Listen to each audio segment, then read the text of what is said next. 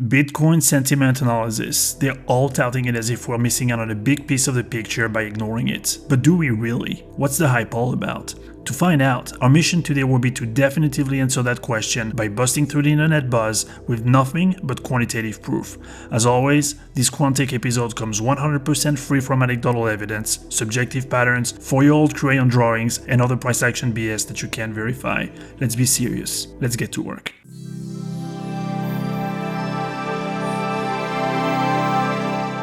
Let's start by recapping briefly what sentiment analysis is and how it is constructed. The sentiment gauge is often labeled as the fear and greed index. It is built using a collection of factors assumed to indicate market psychological bias. Cryptocurrency-related factors in particular include such items as volatility, volume, momentum, social media mood, investor surveys, coin market share dominance, online search trends, etc. This index can be found for free across the web, and I will put a link in the description below for you guys to go check it out, if you still care to use it after this video, that is. The repeated claims behind using sentiment to trade successfully supposedly rely on the contrarian approach that one should buy when everybody is fearful and should sell when the market is overly optimistic. While this looks like a sensible narrative at first glance, going with a mere feeling of a concept is a recipe for failure in trading. Only a quantitative proof of concept should grant validation, and this is where we step in. For stochastic reasons that go way beyond the scope of this video, testing the efficiency of sentiment analysis to time taking profit is dead on arrival at the mathematical level. A statistical investigation of timing the sell side is therefore pointless from the get-go, and I will not waste your time on it. Rather, we will focus our test on the long side, meaning on using sentiment as the basis for timing our buy entries.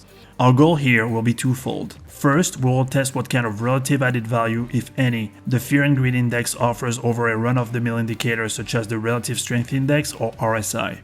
And second, we will want to gauge the absolute ability of sentiment analysis to meaningfully improve our cost basis upon a regular dollar cost averaging strategy, which timing is rooted in randomness by its very definition. The time series used in this study is obviously constrained by how old the crypto fear and greed index itself is. So our data range starts from February 1st, 2018 through December 6, 2021 when the study was conducted.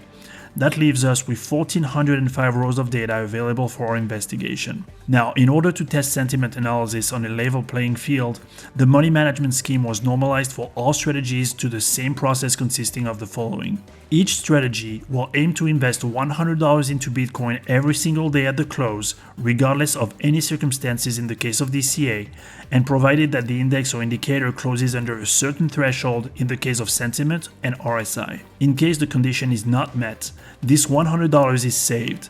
That savings account will keep growing until the next condition is met, at which point the entire amount of the savings account is released to be invested as a lump sum at that day's closing price, plus the regular daily $100. Here's an example.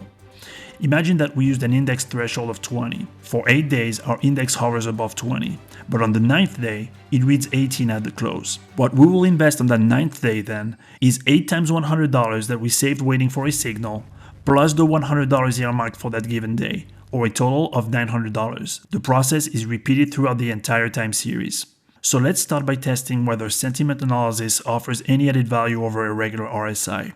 The fear and greed gauge is calculated overnight based on the previous day's input values. For that reason, we will assign a parameter of 2 to the RSI indicator for the purpose of comparison consistency. Once again, our analysis applies to daily closing prices for Bitcoin. If the hype is correct, then sentiment should deliver results showing a meaningful improvement over what a bare bones indicator can. Remember, some services will charge you a small fortune for the privilege of obtaining that kind of data or a so-called more refined version of it. So what are we getting? Logic would assume that we should look to buy when the fear and greed gauge is low, meaning when fear is high. This would translate into a low threshold for RSI to compare it with. Common trading wisdom would assume values of 30 or 20, and here is how both indicators compare. Yep, you're reading that right. Sentiment trading actually makes much worse of a job at timing Bitcoin than an RSI does. At a threshold of 30, sentiment produces an average cost basis of $10,639.5 over our study period, which turns out to be 16.4% worse than that produced by RSI, which generated a cost basis of $9,141.5. At a 20 threshold, sentiment produces an average cost basis of $10,499.2, which is 14.3% worse than that produced by using the RSI. So where's the sentiment magic at? Could it be that the most subscriber-heavy YouTube trading channels are full of shit? Nah, you don't say. Now let's turn to our second test. In this one, we aim to check flat out if sentiment analysis works indeed, not relatively to another timing method, but absolutely this time. To answer that question, we will have to confront it to what a testable random entry scheme would yield, such as DCA. As a reminder, what DCA consists in is very simple. It is an investment process aiming to sequentially force a preset amount of dollars into an asset at predetermined time intervals. So for example, investing $100 every day into Bitcoin for 5 years would fit the exact definition of a DCA scheme. That will be our baseline today in this test, and sentiment analysis will be deemed to quote-unquote work if it manages to beat the average cost basis obtained through DCA. Here's the verdict. DCA would yield an average realized cost basis of $9,137.9 over the period, by spending 100% of the capital and taking 100% of the trades, obviously. Sentiment, on the other hand, would yield the following results shown in the table by decreasing threshold levels. And here is a comparison chart between regular DCA and the sentiment strategy with a threshold of 20, which is the most commonly used threshold. Now, if your first impression is that it sucks, well, that's because it does. 3 major takeaways here, all of which present overwhelming evidence that obliterate the retail narrative. What a surprise, right?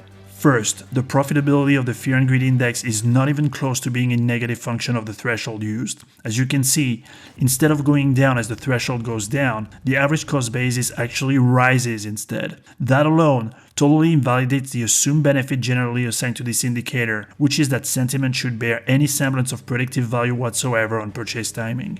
The actual results are in fact flipped on their head from what the hype is portraying. You will also notice that the progression of the cost basis is not even smooth but rather chaotic as the threshold is dialed in or out. This is in direct contradiction to what I explained in this video, where I described in great detail an actionable checklist to test the key features that a proper trading system should display. This erratic behavior of the output, in this case the cost basis, as the input threshold changes, is a dead giveaway that the sentiment strategy's fundamental logic is broken. Second, RSI delivers results that, even if they bring zero net cost basis improvement over random DCA entries, will at least remain consistently bunched up with one another and provide the upside of requiring from the investor as low as 10% of the trading frequency effort to deliver a DCA grade average cost basis while investing the full amount of money available. Third and last takeaway, the only noticeable savings from sentiment trading appears with a threshold of 10, but this seemingly appealing result is misleading.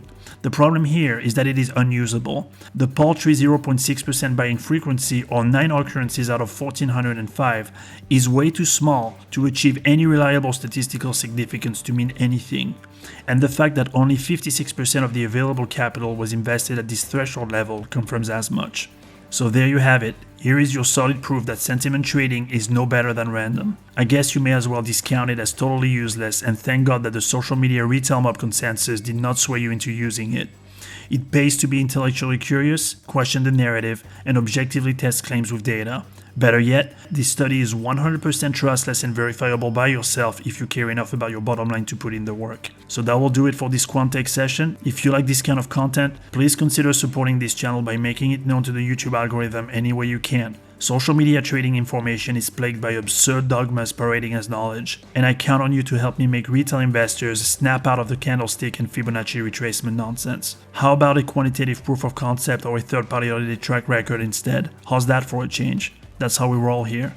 I have a lot more coming up for you guys, so stay tuned and I'll see you in the next video.